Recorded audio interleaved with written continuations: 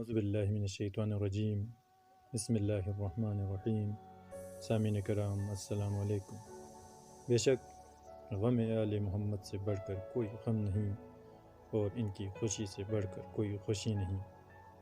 سامعین کرام، مظلوم شہدائے کوئٹہ ہزارہ کے لواحقین کا بھی یہی کہنا ہے کہ ہمیں فخر ہے کہ ہم علی اور اولاد علی کی محبت رکھنے کی وجہ سے شہید کیے جا رہے ہیں۔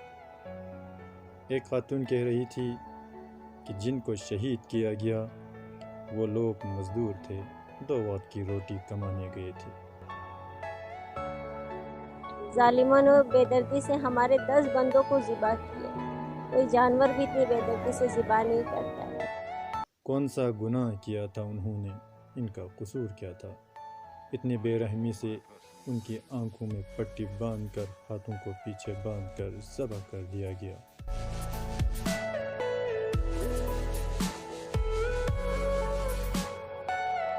ان کا کہنا یہ تھا کہ ہمیں موت سے ڈرانے والے سن لو، ہم حسینی ہیں، ہم موت سے نہیں ڈرتے۔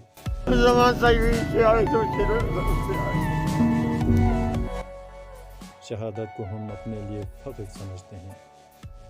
شہداء کے لواحقین کا مطالبہ ہے کہ قاتلوں کو انصاف کے کٹہرے میں لایا جائے۔ ہم انصاف ہوتا ہوا دیکھنا چاہتے ہیں۔ میرا نام آمنہ ہے۔ میں وہ جو یہاں پہ 10 شہید موجود ہے، 10 جنازے ہیں، وہ جو سب سے چھوٹا بچہ شہید ہے، 18 سال کا نہیں، میں اس کی نصیب والدہ۔